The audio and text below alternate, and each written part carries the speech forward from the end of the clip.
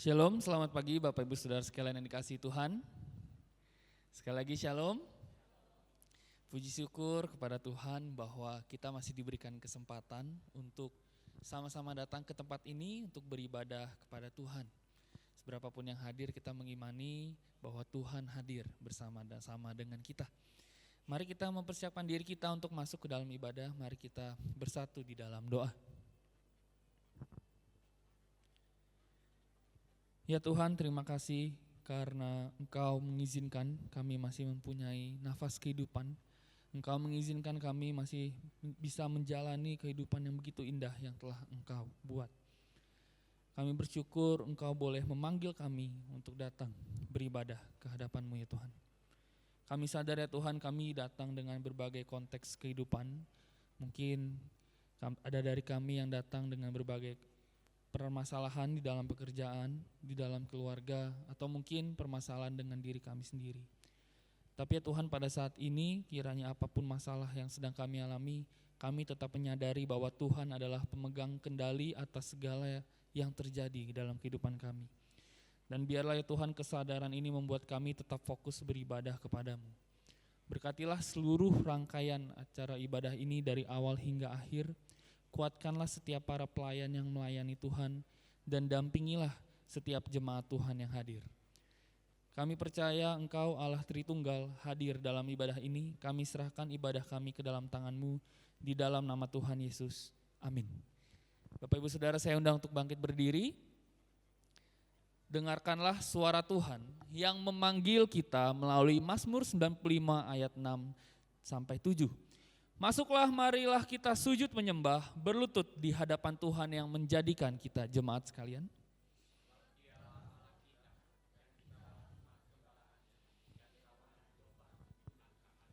Pada hari ini sekiranya kamu mendengar suaranya, marilah kita memuliakan dan memuji Allah kita karena kasih setianya yang besar bagi kita. Kita nyanyi Is Thy Faithfulness.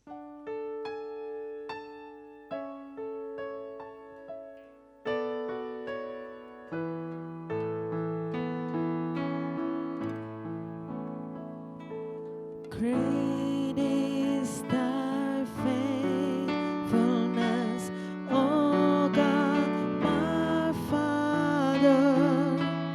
There is no shadow of turning with thee. Thou changest not, thy compassion they fail not.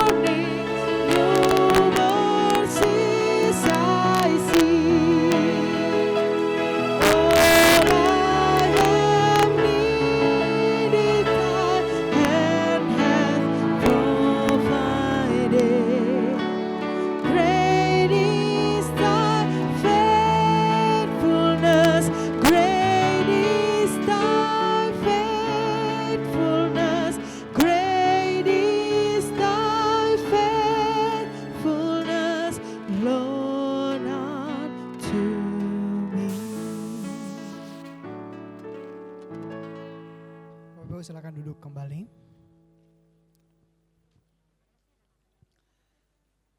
Bapak Ibu Saudara yang terkasih, kita mengaminkan pujian yang baru saja kita nyanyikan bahwa besar kesetiaan Tuhan selalu baru setiap pagi.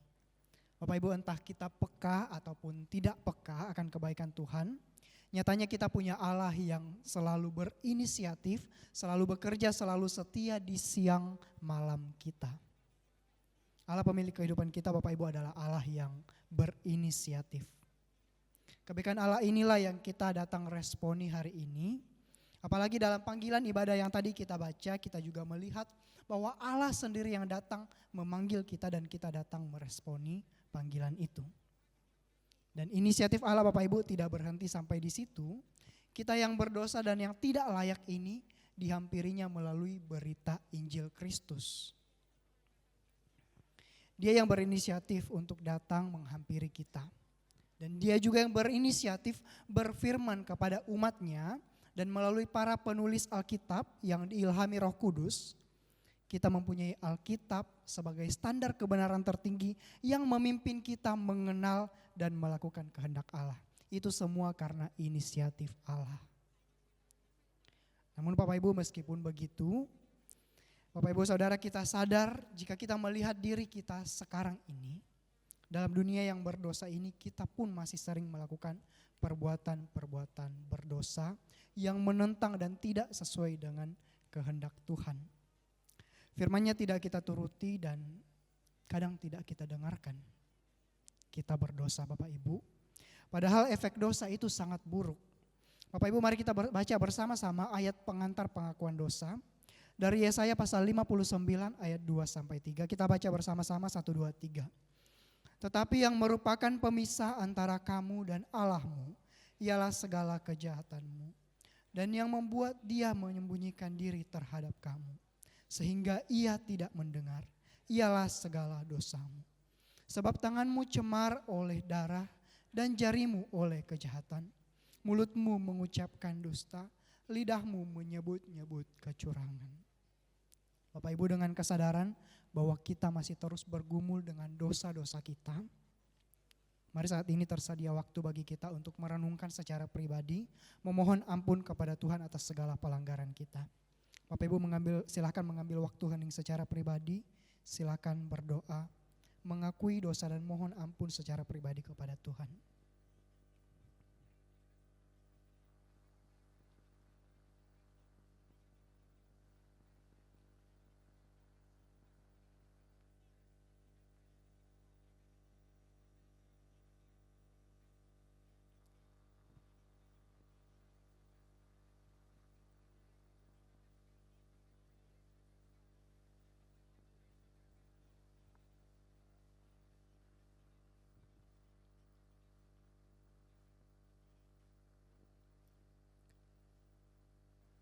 Allah Bapa Surgawi, inilah kami anak-anak-Mu yang datang di dalam doa-doa kami. Anak-anak-Mu yang masih penuh dengan keterbatasan. Maafkanlah kami atas segala dosa dan pelanggaran yang masih kami sering lakukan ya Tuhan. Kasihanilah kami dan ampunilah dosa-dosa pelanggaran kami. Karena kami datang berdoa hanya di dalam nama Tuhan Yesus Kristus, penebus dosa dan juru selamat kami. Amin. Kepada kita yang mengaku dosa, mari dengan bangkit berdiri Bapak Ibu. Kita dengarkan peneguhan berita anugerah dari Allah yang minggu ini terambil dari Ibrani 9 ayat 28.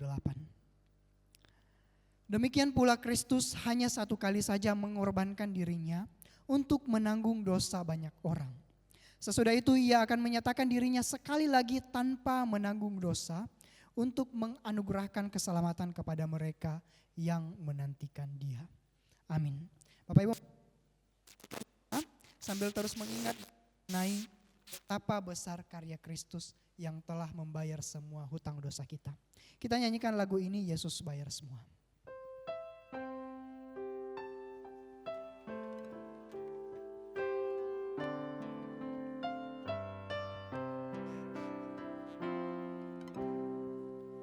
Dengarlah sabdanya, kau yang tak berdaya, datanglah kepada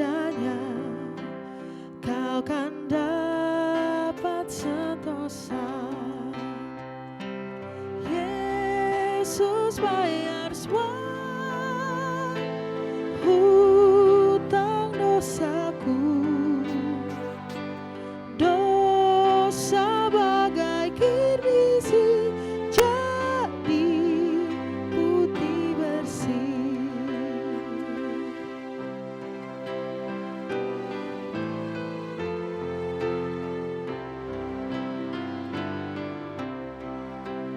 Tiadalah padaku suatu kebaikan, tapi darah Tuhanku memberikan kelepasan.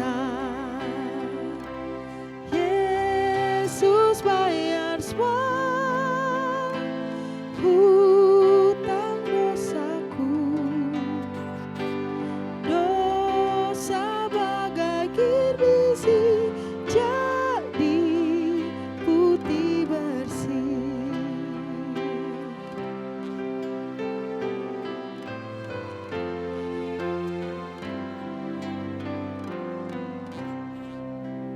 Di depan tatanya sekarang ku bertelut, ku jadi anak Allah, hatiku bersyukurlah.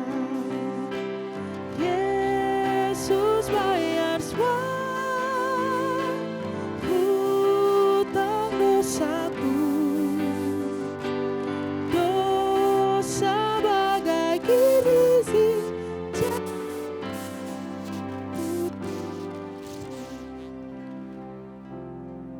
Kita akan membacakan pernyataan iman dari Katekismus Heidelberg, pertanyaan dan jawaban 52. Saya akan membacakan pertanyaannya dan Bapak Ibu Saudara akan kita bersama-sama akan membacakan jawabannya. Pertanyaan dan jawaban 52. Penghiburan apa yang saudara peroleh dari kedatangan Kristus kembali untuk menghakimi orang yang hidup dan yang mati? Bersama-sama, bahwa dalam segala kedukaan dan penganiayaan dengan kepala tegak, aku tetap menantikan kedatangan Dia yang dahulu menghadapi pengadilan Allah guna kebaikanku. Seluruh kutuk Allah dariku, untuk menjadi hakim sorgawi. Dia akan membuang semua musuhnya yang adalah juga musuhku ke tempat kutuk yang kekal, tetapi akan menyambut aku bersama dengan semua orang pilihannya dalam kesukaan.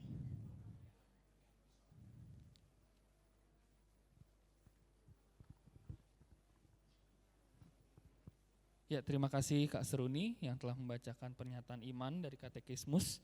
Bagi saudara yang baru pertama kali hadir, setiap hari Minggu kita membacakan pernyataan iman yang diambil dari berbagai pernyataan iman dari tradisi Reform. Hari ini kita ambil dari Katekismus Heidelberg pertanyaan jawaban 52 yang berbicara mengenai penghiburan yang kita dapatkan ketika Kristus datang yang kedua kali. Kiranya pembacaan ini dapat menguatkan iman kita masing-masing. Saudara, tiba waktunya kita akan memberikan persembahan kita. Marilah kita memberikan persembahan sebagai bentuk ucapan syukur atas anugerah Allah yang Ia berikan kepada kita.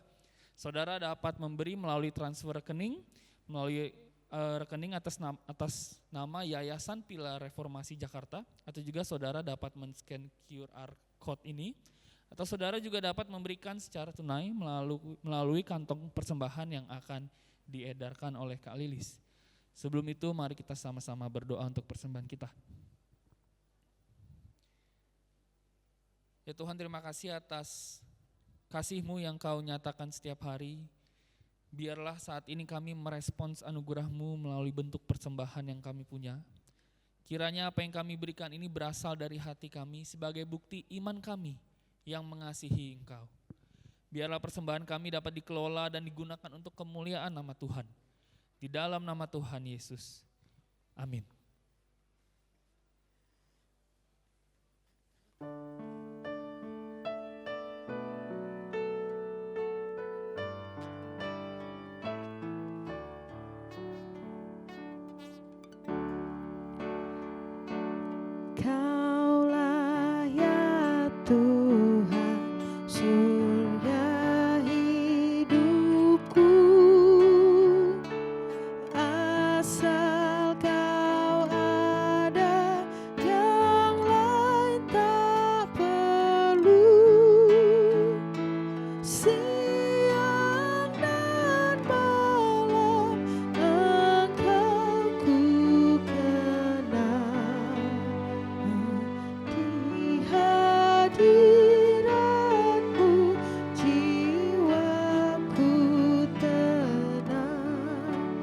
Mari semuanya saya undang bangkit berdiri. Kita angkat pujian ini di bait kedua.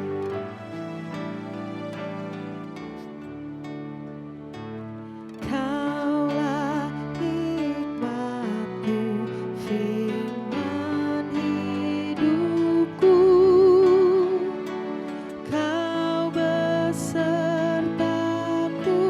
dan ku sertamu.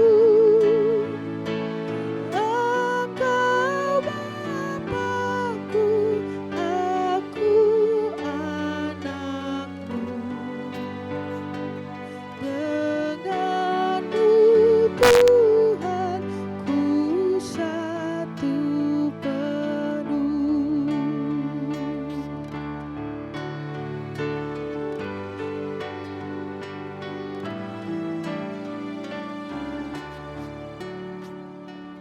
Bila saatnya kelak ku menang, terimalah daku di sorga celah.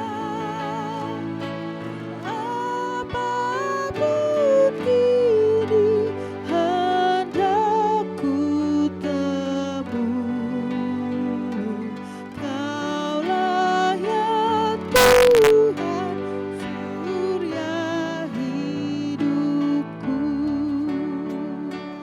Kaulah ya Tuhan, surya hidupku.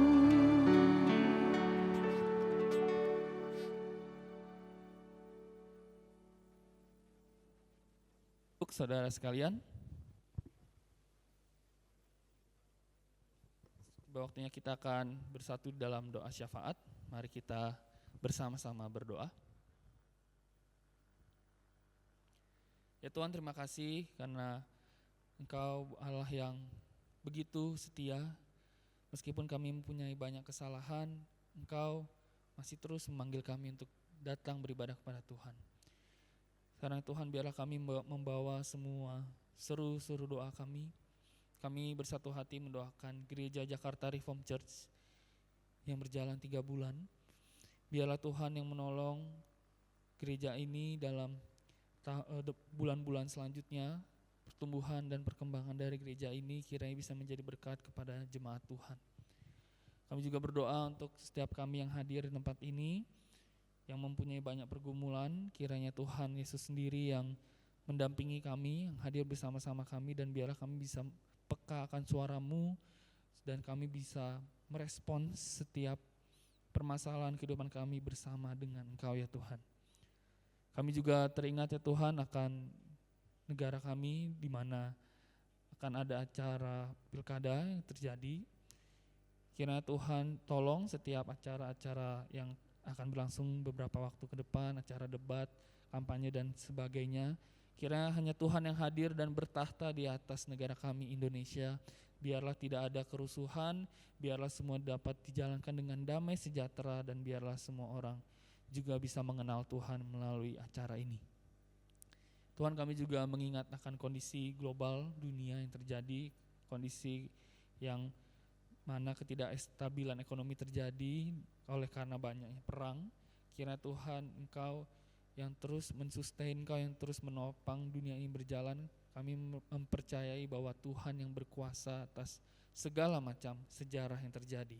Dan biarlah ya Tuhan Engkau yang menolong umat-umat Tuhan di segala tempat yang sedang mengalami kesusahan akibat perang atau akibat ketidakstabilan kondisi ekonomi ini. Tuhan yang hadir bersama mereka. Ya Tuhan, kami mengimani Engkau akan mendengar doa kami, sebagaimana Engkau telah mengajarkan doa Bapa kami. Bapa kami yang di sorga, dikuduskanlah nama-Mu, datanglah kerajaan-Mu, jadilah kehendak-Mu di bumi seperti di sorga. Berikanlah kami pada hari ini makanan kami yang secukupnya, dan ampunilah kami akan kesalahan kami, seperti kami juga mengampuni orang yang bersalah kepada kami. Dan janganlah membawa kami dalam pencobaan, tetapi lepaskanlah kami daripada yang jahat. Karena Engkaulah yang punya kerajaan dan kuasa dan kemuliaan sampai selama-lamanya. Amin. Baik, terima kasih untuk rekan-rekan yang sudah melayani. Selanjutnya saya akan serahkan pengumuman kepada Pak Pantar. Dipersilahkan kepada Pak Pantar.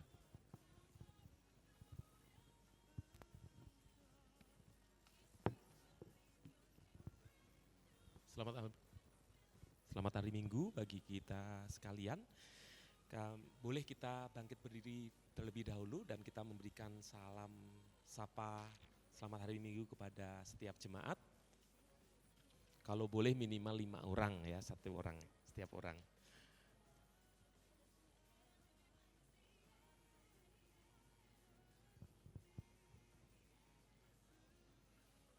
Baik, jika sudah silahkan kembali ke tempat duduk. Saya menyambut mewakili Gembala Sidang Pendeta Risa, menyambut seluruh jemaat yang hadir, baik yang berapa kali sudah hadir maupun yang baru pertama kali hadir. Bagi yang baru hadir, di belakang liturgi ada form data, silahkan berkenan untuk diisi, kemudian selesai diisi, nanti taruh di kursi saja boleh atau dikembalikan kepada tim, ada saudara Lilis di sini atau tim pekerja yang melayani saat ini. Kalau seandainya ada yang mengisi kemudian mau membawa liturgi, boleh nanti mengambil liturgi yang sudah tersedia lagi sehingga data boleh sampaikan. Ini bukan berarti data untuk nanti di follow up menjadi jemaat, tidak, tetapi kami ingin mengetahui apakah bagi yang belum mengisi di sini, apakah hanya berkunjung atau akan menjadi simpatisan atau sedang mencari gereja untuk menjadi jemaat tetap. Sekali lagi bukan bermaksud nanti untuk menjadi ikatan kita untuk menjadi jemaat di JRI, Jakarta Reformed Church. Yang kedua, informasi tentang Jakarta Reformed Church sudah ada ditampilkan, ada 6 hal yang Bapak Ibu selalu akan disampaikan selama setiap hari Minggu, bahwa Jakarta Reformed Church ini masih baby church, dalam artian kalau dihitung masih 3 bulanan nih Pak Niko, ya Pak Niko juga karena rekannya Pendeta Risa tahu hal ini, baru 3 bulan jadi masih kecil. Poinnya yaitu kita ingin menjadi Gospel Center Church dan semangatnya memakai semangat Reform Evangelical Church, liturgi dan semuanya memakai pendekatan yang tradisi-tradisi gereja Reform. Dan sekarang ini kami fokus kepada teaching disciplines, yaitu ada teologia cohort yang sudah berjalan 2 bulanan ini dan juga kelompok kecil. Jadi untuk sekarang ini pelayanan terbuka secara khusus baru ada 2, yaitu di ibadah minggu dan kemudian ada teologia cohort yang berjalan 2 minggu sekali melibatkan interdenominasi secara umum. Yang ketiga ada sebuah community yang akan kita adakan begitu. Nah, karena ini gereja yang kecil menjadi gereja yang unik, saya pun juga baru bergabung. Karena unik apa? Kalau biasanya merintis gereja biasanya karena ada sebuah community terlebih dahulu atau ada seberapa keluarga yang tergabung kemudian mulai merintis gereja, tapi Jakarta Reformed Church ini agak berbeda. Merintis gereja dulu baru membentuk community. Jadi Pendeta Risa dan istri diberikan visi untuk merintis sebuah gereja dan belum ada komunitinya, jadi benar-benar baru. Sehingga pengumuman yang ketiga yaitu kami sangat senang sekali jika Bapak Ibu ada yang tergerak untuk melayani dalam ibadah minggu maupun di pelayanan teologi cohort yang sedang berjalan. Jadi boleh bisa menjadi user, kolektan doa persembahan, pembaca pernyataan iman, operator maupun pembawa bagi perjamuan kudus, dan tidak harus menjadi jemaat terlebih dahulu. Jadi apa sekarang ini sudah secara terdata tergabung di gereja-gereja lokal, tidak apa-apa, tidak harus langsung menjadi jemaat, boleh kok mensupport karena ini benar-benar menjadi gereja yang baby, perintisan yang dari nol. Jika Tuhan menggerakkan Bapak Ibu untuk mensupport kami dalam pelayanan yang ditampilkan di sebelah kanan ini di slide, silahkan nanti boleh selesai ini bisa menghubungi Saudara Shen atau saya atau Saudara Lilis atau beberapa pekerja di tempat ini. Pengumuman yang keempat yaitu katekisasi, rencana dilakukan paling cepat di bulan Januari 2025, jadi bagi Bapak Ibu yang sudah rutin akan mengikuti ibadah di JRC ini dan ingin menjadi jemaat tetap, nanti boleh mendaftar dan langsung nanti akan dipersiapkan untuk katekisasi. Pengumuman yang kelima yaitu gereja menyediakan kebutuhan untuk jemaat yang memerlukan konseling. Jadi bagi Bapak Ibu, apakah ini harus berjemaat terlebih dahulu? Tidak. Jadi kalau Bapak Ibu ada saudara, ada keluarga, teman yang maybe memerlukan konseling, boleh juga menghubungi nomor yang tertera dan nanti akan difasilitasi gereja untuk ketemu konselor yang bersertified untuk memberikan konseling. Ini bentuk dari komitmen gereja untuk melayani. Kalau sekarang masih 3 bulanan belum ada semacam diakonia yang besar, tapi kita mulai menjawab tantangan kepada jemaat untuk menyediakan konselor-konselor untuk melayani Bapak Ibu atau rekan atau keluarga yang memang memerlukan. Baik, hari ini Pendeta Risa tidak berhalangan untuk hadir karena suatu agenda yang sudah direncanakan di awal tahun. Namun demikian minggu depan sudah bersama kembali dengan kita. Beliau nitip salam kepada para jemaat di tempat ini dan Pak Niko dan sekeluarga. Sebelum kita mendengarkan firman Tuhan yang disampaikan oleh Pendeta Evangelis Niko Daci, saya akan menyampaikan profilnya terlebih dahulu. Di liturgi sudah ditulis di situ nama lengkap beliau, Evangelis Nikolaus Daci, SSI, MTH. Beliau sebelumnya bekerja di marketplace atau di corporate, sampai akhirnya Tuhan menyertai beliau sehingga masuk ke STTRI Kemang, mengambil program Master Teologia tahun 2017. Sekarang ini beliau aktif di pelayanan di Perkantas dan juga di pelayanan-pelayanan yang memang Tuhan percayakan di interdenominasi, intergereja yang lainnya. Hari ini beliau akan menyampaikan khotbah tentang longing for him, dan berikutnya waktu dan tempat kita mendengarkan khotbah yang akan disampaikan oleh Evangelis Niko Daci. Silakan Pak.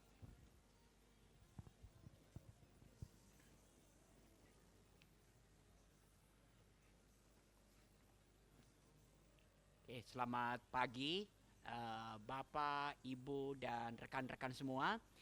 Saya biasanya pelayanan di siswa dan mahasiswa, jadi seringkali menyapanya itu teman-teman. Jadi kalau saya sudah sapa dengan teman-teman, seharusnya udah terangkum di situ ya. Bapak, Ibu, dan rekan-rekan yang terkasih di dalam Kristus. Selamat siang, selamat pagi, selamat hari Minggu. Nah, sebelum kita membaca beberapa bagian firman Tuhan dan masuk pada renungan, mari kembali kita berdoa. Kami puji, kami agungkan, kami muliakan Engkau ya Tuhan. Kami sanggup, kami dapat beribadah, berelasi dengan Allah hanya karena Injil, hanya karena Allah mencari kami, hanya karena Allah berinisiatif mengasihi kami yang selayaknya dibinasakan, yang selayaknya dihancurkan. Hanya karena Allah mengingat kami debu, maka kami dapat beribadah kepada Tuhan. Dan sebentar di dalam satu kerinduan kami ya Tuhan, untuk beribadah kepada Tuhan, nyatakanlah firman-Mu kepada kami. Kiranya Roh Kudus memimpin kami untuk mendengarkan firman Tuhan. Kami akan menggumulkan satu hal yang sudah sering kali kami ungkapkan tentang kerinduan kami masuk sorga. Tetapi kiranya Tuhan menolong kami untuk betul-betul merindukan sorga di dalam arti yang sesungguhnya. Pimpin pemberitaan firman ini ya Tuhan. Berbicaralah bagi kami, ini kami telah siap mendengar. Dalam nama Yesus kami berdoa, amin. Oke, teman-teman, sebelum kita memulai membaca bagian firman Tuhan yang akan kita renungkan hari ini, izinkan saya memulai perenungan ini dengan beberapa pertanyaan yang tampaknya sederhana atau mungkin nyeleneh atau agak aneh gitu ya. Apalagi kita ada di tradisi reform. Pertanyaan-pertanyaan seperti ini mungkin aneh. Kalau saya bertanya, siapa yang ingin masuk surga di sini? Oh, tidak seperti siswa ya. Kalau siswa, saya tanya, siapa yang ingin masuk surga? Wow, semua berlomba-lomba mengangkat tangan. Mungkin di sini karena konteks dewasa atau karena konteks sudah pasti, maka tidak terlalu antusias lagi ketika bertanya. Ketika ditanya, siapa yang ingin masuk surga? Nah, kenapa saya katakan ini pertanyaan nyeleneh? Mungkin kita di dalam tradisi reform bukan berkata, bukankah itu satu kepastian? Bukankah itu yang dalam tanda kutip kita beritakan ketika kita memberitakan Injil? Satu jaminan kepastian masuk sorga. Tetapi sebelum Bapak Ibu makin jengkel dengan saya dengan pertanyaan yang nyeleneh ini, izinkan saya untuk kembali bertanya, ingin masuk sorga? Mengapa? Karena apa? Ada apa rupanya di sorga? Mengapa kita pengen masuk sorga? Kalau kita pikirkan sebentar, apa nanti yang terjadi di sorga? Kenapa kita merindukan dan menginginkan masuk sorga? Apa yang akan terjadi di sorga? Ada yang kita udah pernah membayangkan apa yang terjadi di sorga? Apa yang akan terjadi kita di sorga? Ada mungkin yang berkata, memuji Tuhan selama-lamanya, benar ya? Saya akan tanya ke Bung San ini, apakah kamu, San, nggak akan bosen? Siang dan malam loh. Wahyu mengatakan siang dan malam akan memuji Tuhan, akan beribadah kepada Tuhan. Hari ini aja kalau sedikit lebih lama ibadah, kita udah gelisah kok. Ini siang malam. Apakah bukannya kita akan tersiksa? Bagaimana mungkin siang malam, nggak ada hal lain, kita akan beribadah kepada Allah. Atau dengan pertanyaan lain, apa hal-hal yang paling kita rindukan saat ini? Hobi yang begitu kita rindukan. Hobi yang mengalahkan banyak hal. Emang di sorga nanti adakah hal-hal yang paling menyenangkan kita saat ini? Sehingga kita merindukan sorga?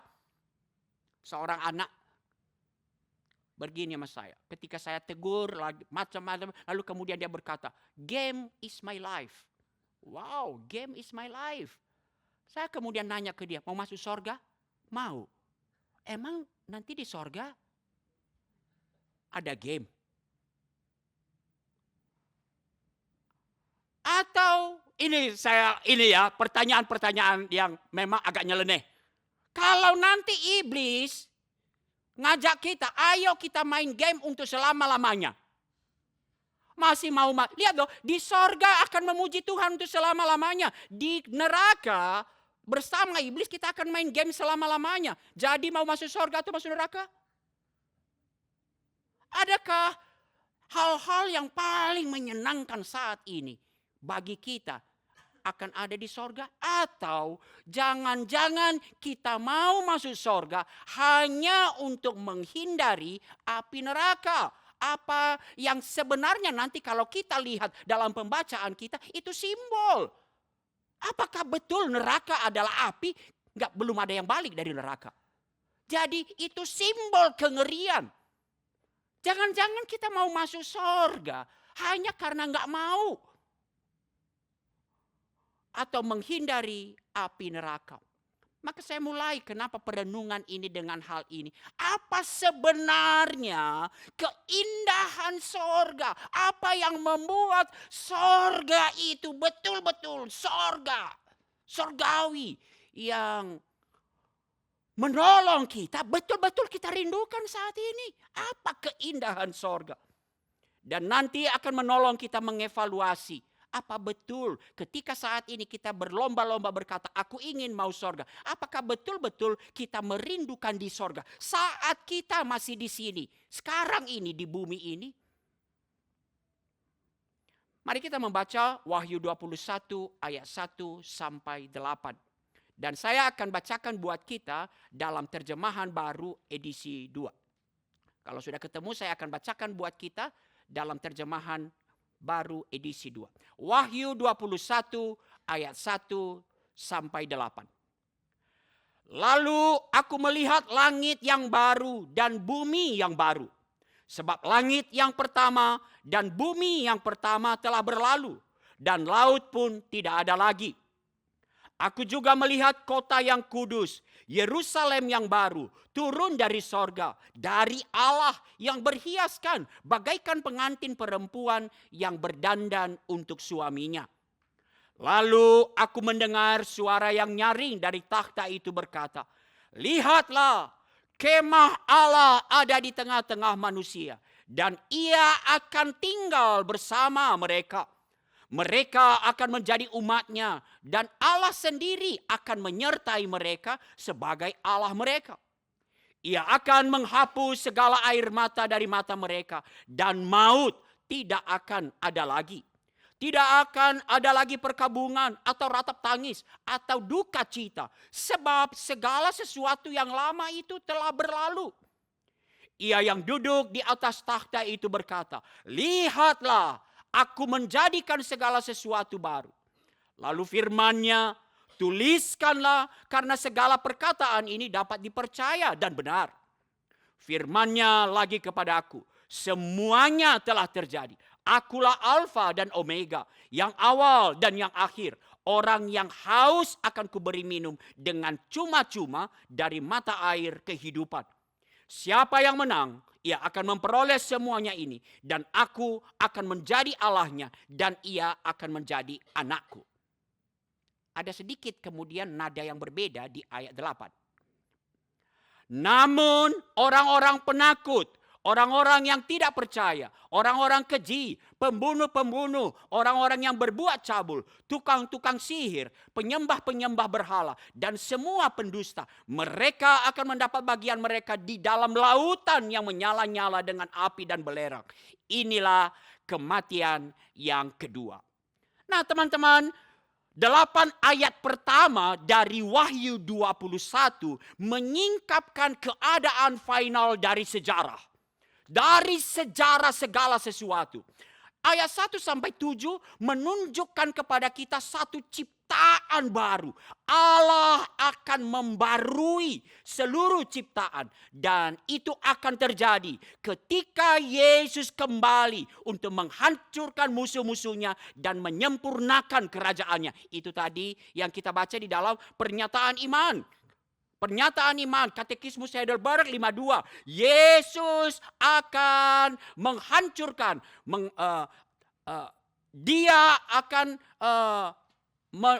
akan membuang semua musuhnya yang adalah musuhku ke tempat kutuk yang kekal. Tapi akan menyambut aku bersama dengan semua orang pilihannya dalam kesukaan dan kebahagiaan yang di sorga. Nah, kalau kita lihat ayat 5, inilah satu kenyataan. Lihatlah, aku akan menjadikan segala sesuatu baru. Hari ini saya tidak akan fokus pada bagian ini. Tapi apa artinya lihatlah aku akan menjadikan segala sesuatu baru. Frase ini menjadikan segala sesuatu baru menyiratkan apa yang akan Allah lakukan adalah pembaruan. Restorasi secara sempurna. Menjadikan segala sesuatu baru bukan dari sesuatu yang lama. Dijadikan baru bukan menciptakan sesuatu yang benar-benar baru. Itulah ungkapan pembaruan. Lihatlah aku menjadikan segala sesuatu baru. Menyiratkan Allah akan melakukan pembaruan. Dan itulah keadaan final. John Piper mengilustrasikan perubahan ini seperti gambaran metamorfosis kupu-kupu. Jadi kupu-kupu tentu bukan sesuatu yang kemudian ketika jadi kupu-kupu tiba-tiba menjadi baru. Ia berasal dari kepompong, ia berasal dari ulat, dan kemudian dijadikan baru. Keadaan finalnya adalah kupu-kupu. Nah hari ini kita tidak akan masuk ke dalam hal itu. Nah janji tentang pembaruan ini sebenarnya sudah disampaikan Allah sejak awal, umpamanya kepada Yesaya. Yesaya 65 ayat 17, Yesaya 66 ayat 22. Di sana dikatakan, sebab sesungguhnya aku menciptakan langit yang baru dan bumi yang baru.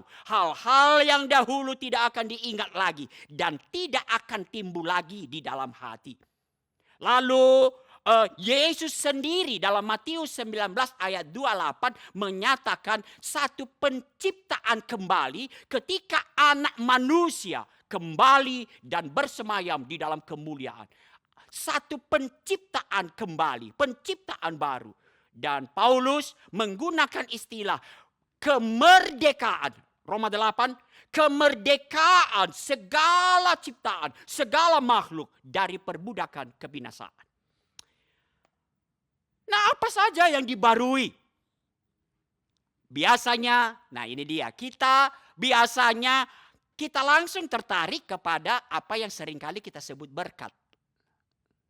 Kita langsung tertarik kepada umpamanya ayat 1, wow baru tempat. Maka kemudian kalau kita baca bagian-bagian kitab Wahyu, mengapa mau masuk sorga? Wow, permata, lantainya saja emas. Mungkin ini kemudian kita berkata, pengharapan kita kalau di dunia aku tidak punya emas, nanti bahkan aku akan injak-injak emas, aku akan tidur di atas emas. Seringkali kita tertarik dengan hal-hal itu. Suatu tempat yang begitu indah. Atau kemudian ayat 4. Tidak adanya lagi hal-hal yang kita tidak sukai di bumi. Tidak ada lagi air mata, tidak ada lagi tangisan, bahkan tidak ada lagi kematian. Tentu saja hal itu tidak salah.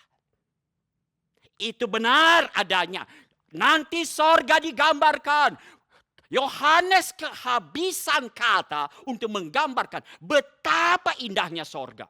Tempat itu nanti. Lalu kemudian menggambarkan tidak ada lagi hal-hal yang kita tangisi, yang kita tidak suka di bumi ini. Itu semua benar. Namun kembali kepada pertanyaan awal tadi, apakah yang sebenarnya menjadikan sorga itu betul-betul sorgawi? Apakah yang menjadikan sorga itu betul-betul indah? Yang menjadikan sorga itu indah bukanlah tentang tempat yang sudah direstorasi. Juga bukanlah tidak adanya hal-hal yang tidak kita sukai saat ini di bumi. Itu semua kita akan nikmati. Tetapi apa esensinya? Apa hal yang membuat sorga kita nikmati? Adalah relasi kekal dengan Allah. Adanya kehadiran Allah yang akan kita nikmati secara sempurna. Satu wujud relasi kekal dengan Allah. Mari kita lihat ada 3 setidaknya gambaran yang diungkapkan di bagian ini. Yang pertama ayat 2. Yerusalem yang baru turun dari sorga dari Allah yang berhiaskan bagaikan pengantin perempuan yang berdandan untuk suaminya. Yerusalem di sini sebenarnya tidak berbicara tentang kota, tidak berbicara tentang bangunan, tetapi ini berbicara sekumpulan umat Allah, komunitas umat Allah. Kalau nanti kita lanjutkan pembacaan kita ayat 11 sampai 21, kota ini Wahyu itu penuh dengan simbol. Saya sekarang di satu STT saya mengajar kitab Wahyu, makanya saya tertarik dengan bagian-bagian ini, bagian-bagian yang seringkali dihindari orang. Wahyu itu ada di dalam kitab Wahyu. Kalau kita lanjutkan nanti ayat 11 sampai 21, kota itu berkaitan seperti kubus dengan angka 12. Kenapa? Itu berkaitan dengan apa? Berkaitan dalam konteks umat Allah di perjanjian baru.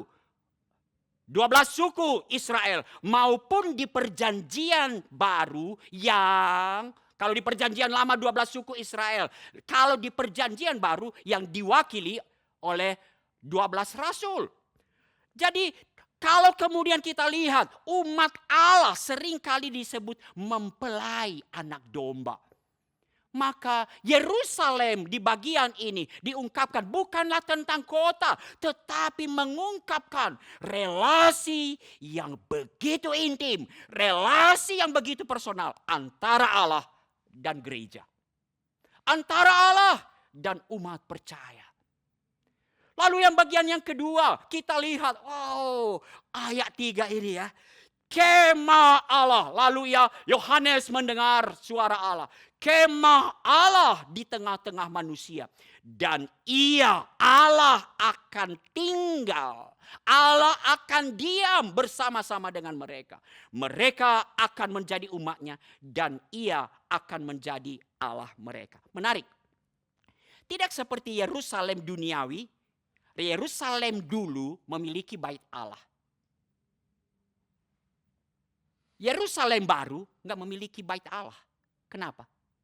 Bait Allahnya adalah Allah sendiri. Allah berkemah. Allah tinggal di tengah-tengah umatnya. Ini adalah perwujudan sempurna dari relasi kita dengan Allah. Relasi kekal. Bapak Ibu, pernyataan ini menjadi begitu mengagumkan karena inilah rumusan perjanjian yang terus-menerus sejak awal di Abraham dinyatakan kepada Abraham. Aku akan menjadi Allahmu dan kamu akan menjadi umatku. Allah akan berkemah dengan kita. Dan apa kepastian kenapa kita akan menjadi bagian di sana? Ini mengingatkan kita apa? Yohanes 1 ayat 14. Dan firman itu yang adalah Allah. Firman itu telah menjadi daging dan berkemah. Diam bersama-sama dengan kita. Tentu di dalam Kristus kita sudah mulai menikmati, mencicipi, tinggal bersama dengan Allah. Itulah kenapa kita beribadah pada hari ini.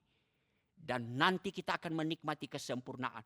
Allah secara sempurna akan tinggal bersama-sama dengan kita. Satu relasi kekal. Maka itu mungkin kita tidak akan bosan selama-lamanya memuji Allah untuk selama-lamanya.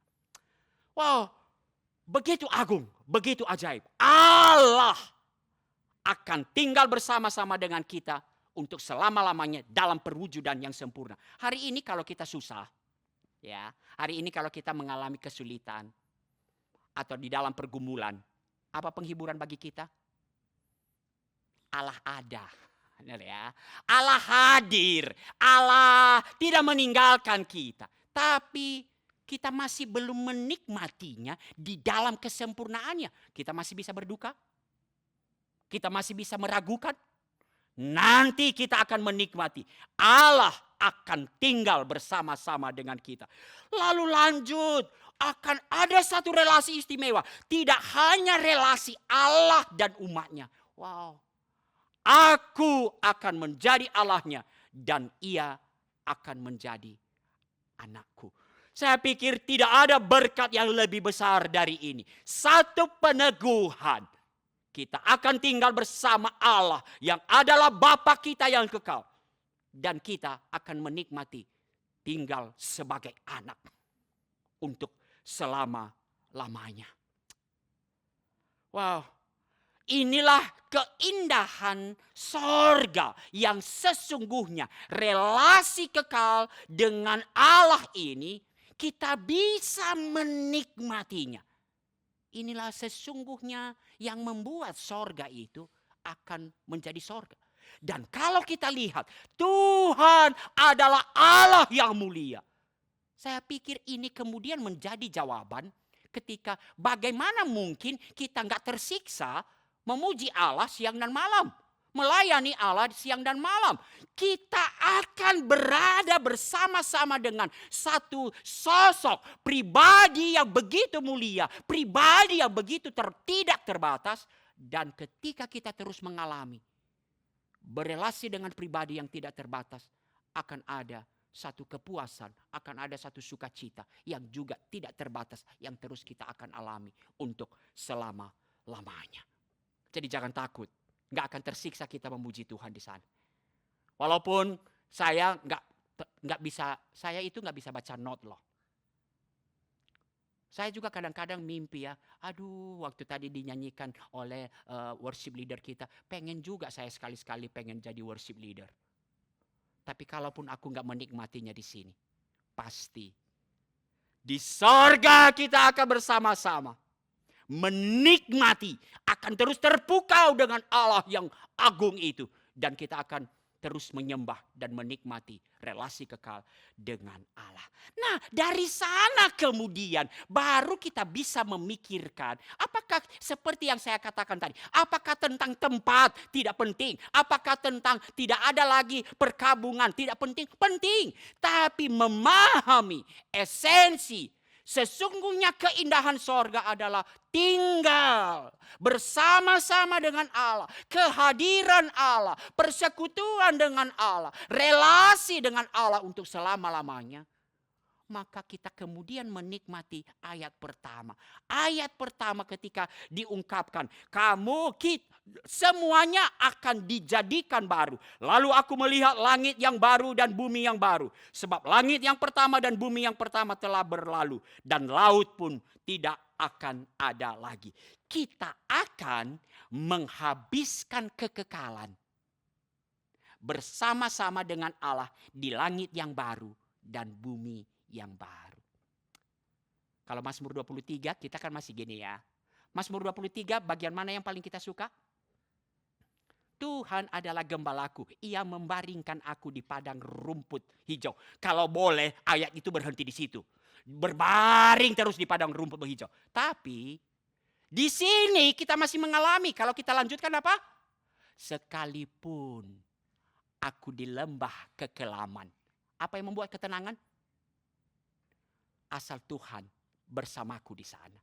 Tapi nanti di sorga tidak ada lagi lembah kekelaman. Kita akan menikmati langit bumi yang baru yang begitu indah. Kita akan menghabiskan kekekalan bersama-sama dengan Allah di langit baru, bumi yang baru. Segala sesuatunya telah direstorasi. Dan kalau kita lihat ada ungkapan di situ, laut tidak ada lagi. Mungkin siapa yang hobi mancing di sini? Ada? Ada yang hobi mancing? Mungkin merasa rugi, nggak bisa lagi nanti mancing. Tidak. Laut di sini tentu bukan dalam arti hurfiah. Laut dalam konteks kuno, konteks purba itu adalah dipandang sebagai tempat yang dikuasai oleh dewa-dewa jahat dan kegelapan. Itu lambang yang mengungkapkan bahwa laut itu. Kalau coba kita masuk ke dalam Kejadian 1 di dalam penciptaan, sebelum segala sesuatu diciptakan oleh Tuhan dengan begitu baik, ditata oleh Tuhan, yang terjadi apa? Gelap, gulita. Kegelapan seringkali mengungkapkan apa? Kegelapan, jahat, kejahatan, hal-hal yang begitu jahat dan dikuasai oleh kejahatan. Maka tidak ada lagi laut. Ini mengungkapkan, wah, Tuhan menang. Tadi saya senang banget membaca Katekismus Heidelberg. Semua musuh Tuhan tidak akan ada lagi. Tidak akan berkuasa lagi. Allah berdaulat sampai betul-betul menunjukkan kedaulatannya. Tidak ada lagi kegelapan. Tidak ada lagi kuasa. Tidak ada lagi laut. Kita akan menikmati hal itu. Lalu kemudian hasil persekutuan hidup antara Allah dan umatnya. Kita mulai nikmati ayat 4. Allah akan menghapus segala air mata dari mata mereka. Maut tidak akan ada lagi. Tidak akan ada lagi perkabungan atau ratap tangis atau duka cita. Sebab semua itu milik dunia yang lama dan sudah berlalu. Dan itu hanya bisa kita nikmati di dalam. Karena kita akan selama-lamanya hidup dalam persekutuan antara Allah dan umatnya. Hidup dalam relasi kekal. Maka hal-hal lama tentang dunia, perkabungan, segala carut marut tidak akan mendapat tempat di sana. Tidak akan mendapat tempat di dalam relasi kita. Wah, Di langit baru dan bumi yang baru nanti, Allah akan menghapus semua air mata umatnya. Semua carut marut akibat dosa tidak akan ada lagi. Segala sesuatu yang membawa kesusahan dan kesedihan akan berlalu. Bahkan, apa yang paling kita takuti kalau mau jujur? Kematian kan yang paling kita takuti. Dalam kehidupan kita, ujung-ujungnya yang paling kita takuti adalah kematian. Dan kematian tidak akan ada lagi. Ketakutan kita yang paling besar tidak akan ada lagi. Dan ini berhubungan, sangat-sangat berhubungan. Kalau kita baca 1 Korintus 15, hal ini berhubungan dengan tubuh kebangkitan. Allah akan mengaruniakan kepada kita tubuh kebangkitan, tubuh yang sempurna. Maka penyakit dan kematian tidak mungkin mendapat bagian di dalam tubuh ini. Tubuh yang diubahkan adalah tubuh yang tidak dapat binasa. Hasil persekutuan itu dengan Tuhan. Tidak ada lagi perkabungan.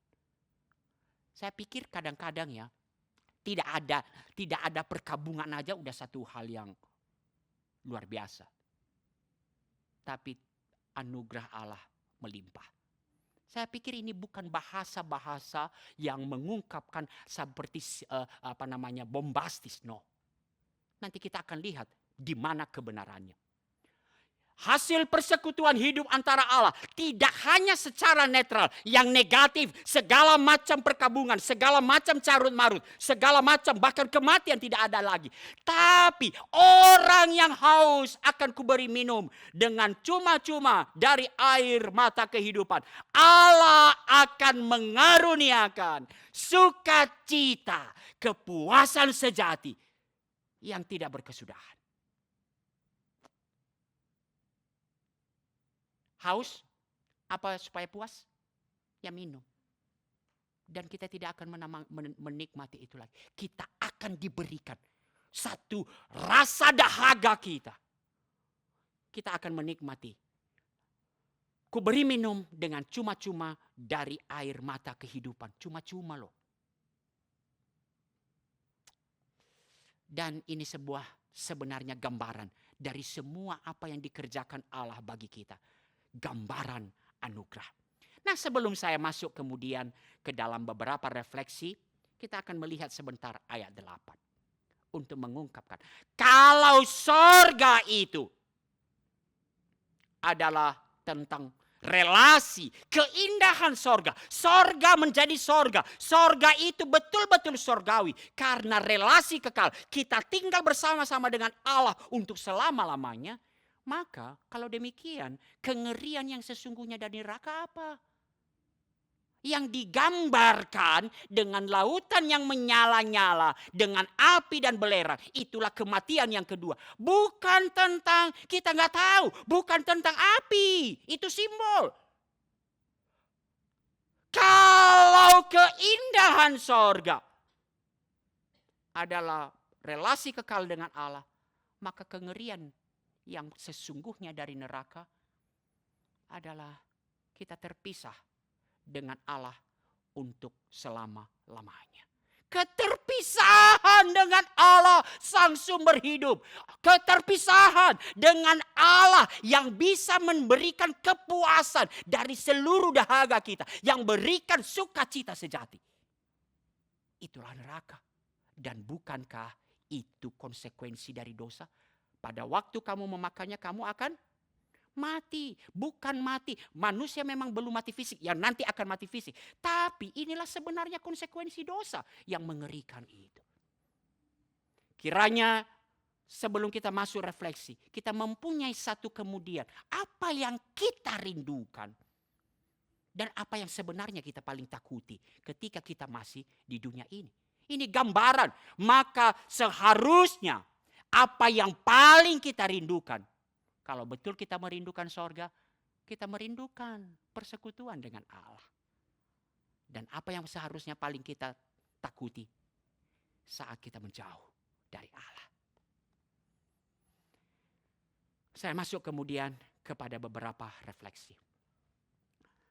Mungkin kita bertanya, wow, bahasa Wahyu terlalu bombastis. Bagaimana saya yakin? Bagaimana kita yakin ini bukan sekedar mimpi belaka? Ini bukan hanya semangat saya untuk memberitakannya. Bagaimana kita yakin bahwa jika kita menaruh pengharapan kepada janji ini, kita tidak akan pasti kecewa. Apa yang dikatakan oleh Rasul Petrus, pengharapan yang hidup. Satu pengharapan yang pasti. Dan satu kepastian. Trustworthy and true. Ia yang duduk di atas takhta itu berkata, lihatlah, aku menjadikan segala sesuatu baru. Lalu firman-Nya, tuliskanlah itu, karena segala perkataan ini dapat dipercaya dan benar. Dan kalau kita lanjutkan kemudian ke ayat 6, firman-Nya lagi kepadaku, semuanya telah terjadi. Agak aneh ya. Ini kan baru akan ke depannya. Tapi dikatakan apa? Semuanya telah terjadi. Mengungkapkan satu kepastian. Tapi kepastian itu kemudian dipertaruhkan di mana? Akulah Alfa dan Omega. Yang awal dan yang akhir. Dialah Alfa dan Omega. Allah adalah taruhannya. Allah membuktikan, Allah telah mengerjakan, Allah telah membuktikan di dalam kesetiaannya. Dan Allah akan setia. Allah telah membuktikan dalam kesetiaannya. Sejak dari penciptaan, Ia menciptakan kita begitu ajaib. Gambar Allah. Ketika manusia jatuh di dalam dosa, Allah membuktikan kesetiaannya. Allah membuktikan kasih setianya ketika Ia mengirimkan Yesus Kristus. Mencari kita pendosa besar ini. Untuk kemudian kembali menikmati relasi persekutuan dengan Allah. Dan itulah jaminannya. Jaminannya adalah Injil. Akulah Alfa dan Omega. Yang telah terjadi. Telah mengerjakannya. Dan pasti akan menggenapinya secara sempurna. Jadi jangan ragu. Dan kiranya ini kemudian mencerminkan apa yang menjadi pencarian-pencarian kita. Saya langsung kepada refleksi yang kedua kemudian. Menarik. Ayat 6 dituliskan begini. Orang yang haus akan kuberi minum dengan cuma-cuma dari mata air kehidupan. Dan ini refleksi yang dalam bagi saya. Kenapa Yohanes tidak menggunakan orang yang sudah diselamatkan? Orang percaya akan kuberi minum dengan cuma-cuma dari mata air kehidupan. Mengapa tidak dia mengatakan hal itu? Dan ini memberikan pemahaman yang mendalam kepada kita. Iman lebih dari sekedar persetujuan intelektual tentang kebenaran Injil. Iman lebih daripada aku percaya, aku yakin akan kebenaran Injil. Tetapi iman adalah sampai kepada satu kerinduan demi kerinduan kepada Injil itu. Kerinduan demi kerinduan kepada Kristus. Kerinduan demi kerinduan kepada Allah. Wow, kerinduan-kerinduan inilah yang kemudian akan terus kita nikmati di dalam relasi dengan Allah yang penggenapannya kita akan nikmati ketika nanti pertanyaan 52, Yesus Kristus akan datang kembali. Maka saya masuk kembali kepada perenungan saya awal. Apakah kehausan kita? Betulkah kita haus kepada Injil itu? Apakah kita betul-betul merindukan sorga? Atau hanya gak mau api neraka? Dan itu tercermin dalam kehidupan kita. Apakah betul kita merindukan Allah? Atau kita hanya merindukan Tuhan, aku bebas dari masalah. Atau bahasa kita, bahasa orang percaya, berkat-berkat. Apakah kita lebih mencintai pemberian-pemberian Tuhan yang kita sebut berkat? Atau betul-betul kita merindukan Allah?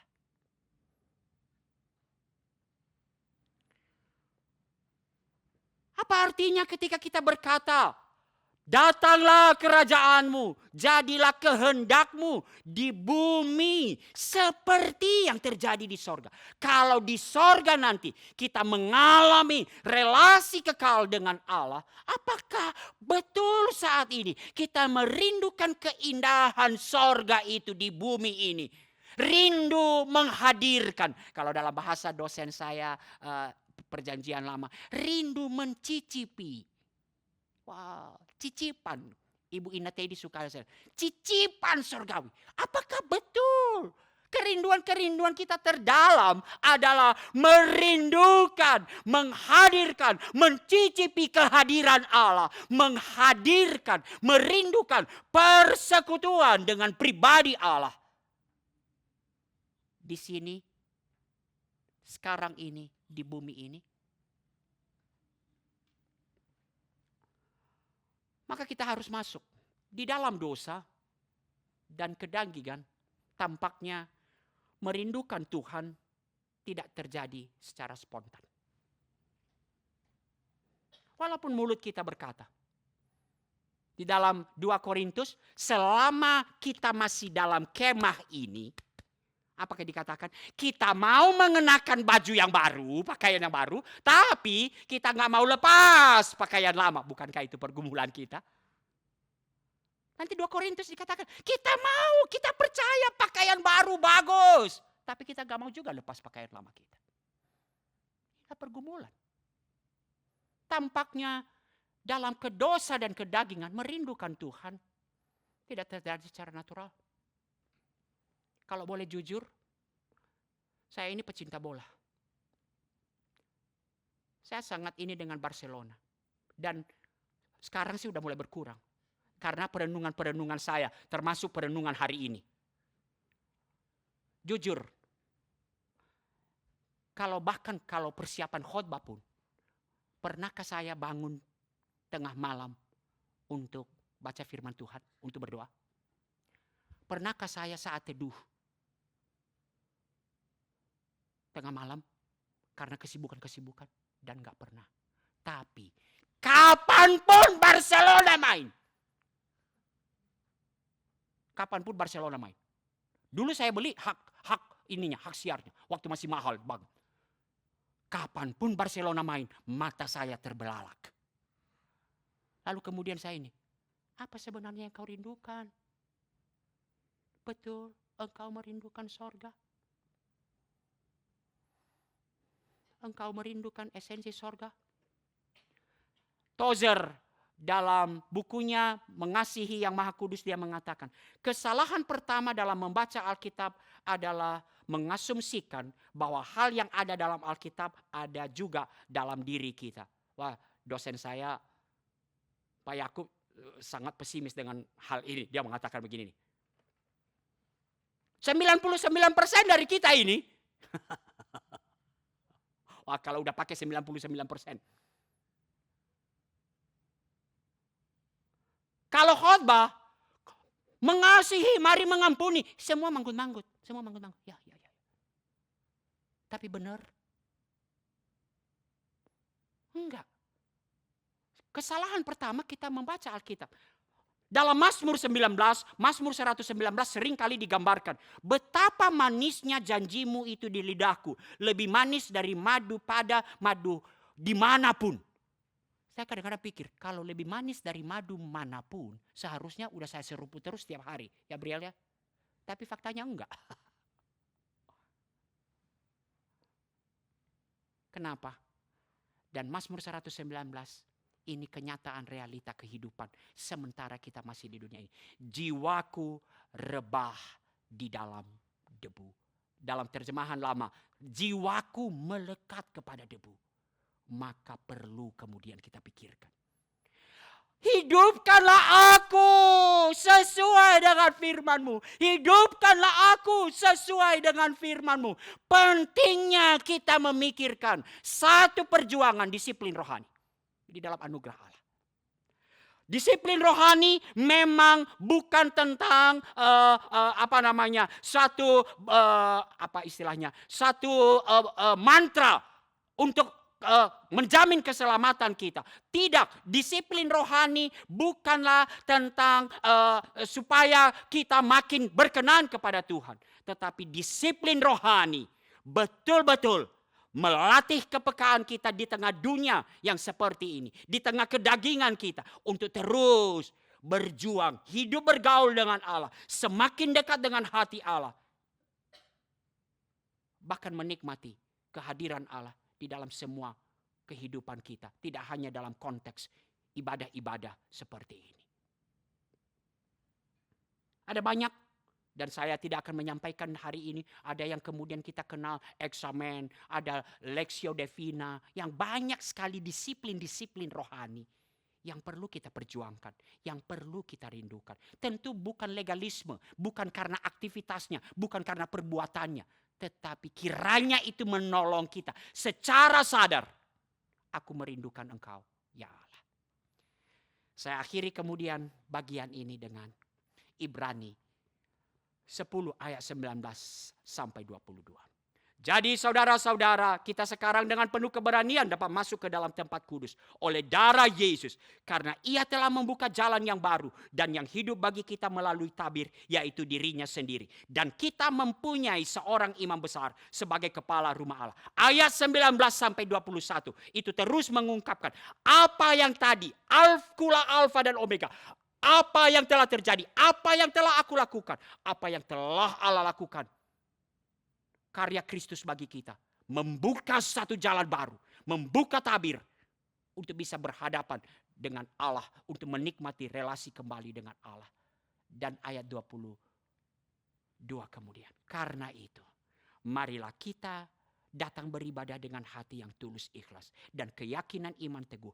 Karena hati kita telah dibersihkan dari hati nurani yang jahat. Dan tubuh kita telah dibasuh dengan air yang murni. Marilah kita beribadah di dalam bahasa kalau NIV dalam yang mencerminkan bahasa Yunaninya, marilah kita terus datang mendekat, menikmati relasi dengan Allah.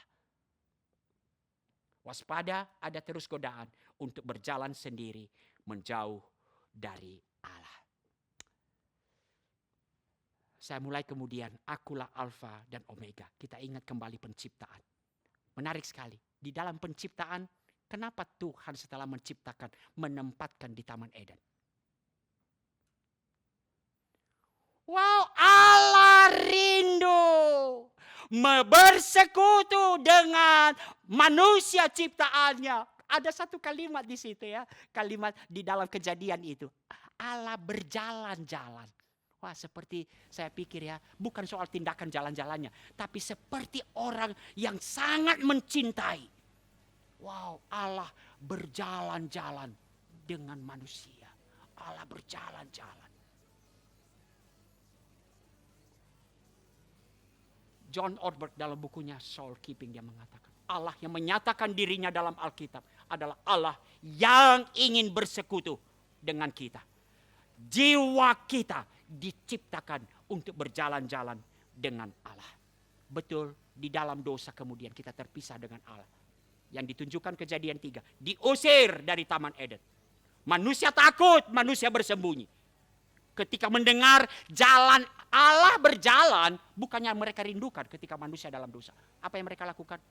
Mereka lari dan bersembunyi. Dan apa sapaan Tuhan? Itulah awal dari anugerah. Di manakah? Ini tidak berbicara tentang geografi. Apakah Allah tahu di mana Adam dan Hawa? Tidak berbicara tentang geografi, tapi berbicara relasi. Di manakah engkau? Kiranya ini menjadi kemudian sapaan Tuhan kepada kita pada hari ini. Di manakah engkau? Kiranya kita betul-betul merindukan relasi dengan Allah, memperjuangkan relasi dengan Allah, melampaui seremoni-seremoni ibadah kita. Merindukan Allah. Dan itulah yang telah terjadi, Alfa dan Omega itu. Nanti kita akan kembali, itulah ciptaan baru. Taman Eden dibaharui kembali. Itulah yang akan kita nikmati. Nanti dalam relasi kekal dengan Allah. Dan itu hanya kita dapat nikmati. Itu satu jaminan kita nikmati. Karena karya Kristus. bagi kita. Saya tutup kemudian. Kiranya karya anugerah Allah dalam Kristus Yesus. Mengapa sih Yesus Kristus sampai seperti itu melakukan? Menerima kutukan hanya untuk Allah bisa bersekutu kita dengan kita. Adakah kita merindukan hal yang sama? Kiranya Injil, karya anugerah Allah dalam Kristus Yesus menjadi dasar kerinduan terbesar kita. Bukan berkat, bukan pemberian Allah, tetapi Allah itu sendiri. Mari kita berdoa.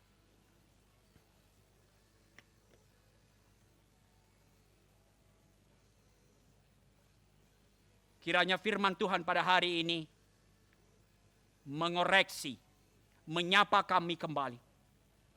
Di manakah kami? Di manakah kami dalam relasi dengan Allah? Apakah yang menjadi kerinduan-kerinduan utama kami? Dan kiranya anugerah Allah ketika kami mengingat betapa ajaib, betapa luar biasa yang Yesus Kristus lakukan buat kami, supaya kami bisa kembali berdamai dengan Allah, supaya kami manusia berdosa bisa kembali menikmati relasi damai sejahtera dengan Allah, persekutuan dengan Allah.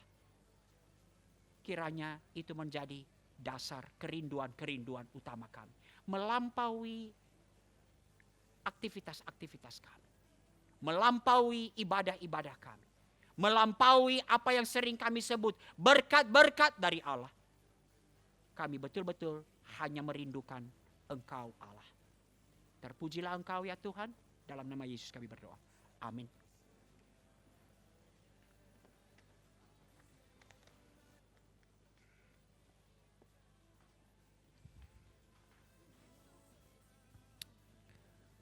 Mari jemaat saya undang untuk bangkit berdiri.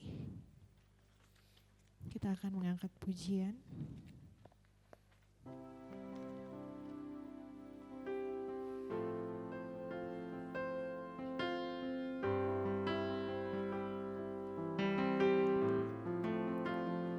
What gift of grace is Jesus my Redeemer? There is no more for heaven now to give.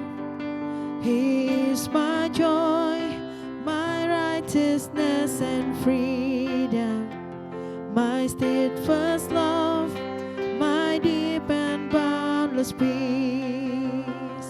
To this I hold, my hope is only Jesus, for my life is wholly bound to His. Oh, how strange and divine, I can sing, all is mine, yet not I, but through Christ in me.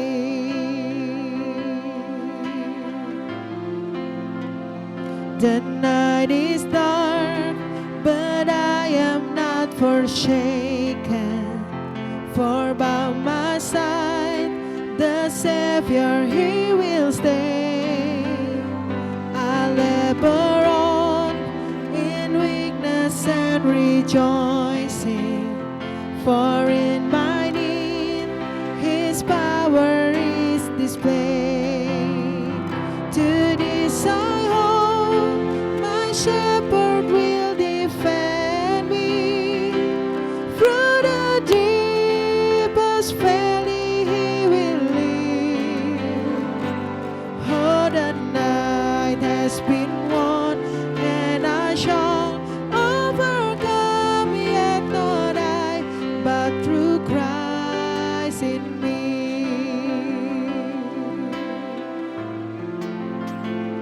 No fear I dread, I know I am forgiven.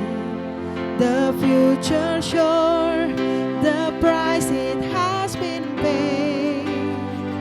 For Jesus bled and suffered for my pardon, and He was raised to overthrow the grave. To this I hold, my sin has been defeated.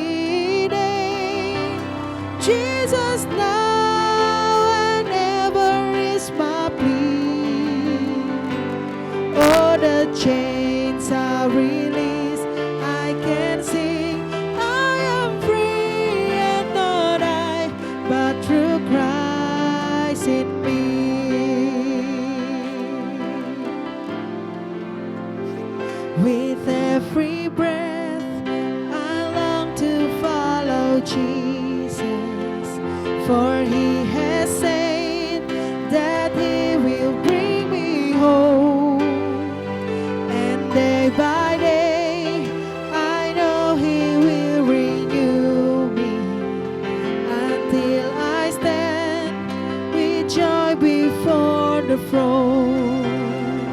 To this I hold, my hope is only Jesus. All the glory evermore to him. When the race is complete, still my lips shall repeat the end, not I, but through Christ in me. To this I hold, my hope is only Jesus. All the glory evermore to him. When the race is complete, still my lips shall repeat the end, not I, but through Christ in me. When the race is complete, still my lips shall repeat the end, not I, but through Christ in me.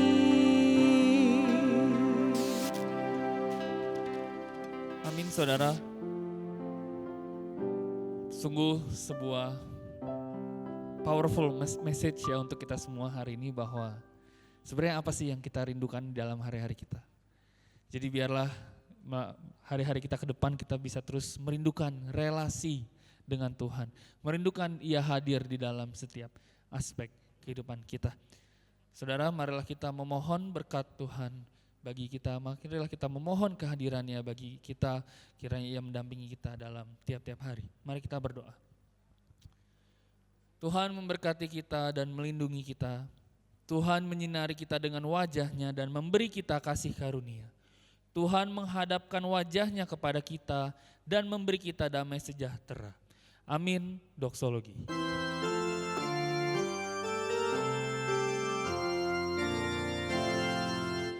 Puji Allah sumber berkat, puji Dia hai semua ciptaan, puji Dia hai segenap malaikat, puji Bapa, Putra dan Roh. Amin. Bersatu teduh, Tuhan Yesus memberkati.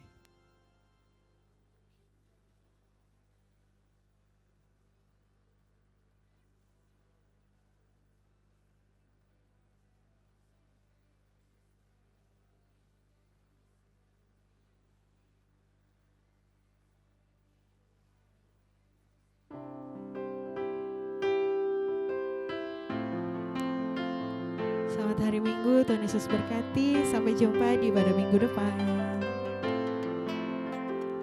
What gift of grace is Jesus my Redeemer? There is no more for heaven now to give. He is my joy, my righteousness and freedom, my steadfast love, my deep and boundless peace. To this I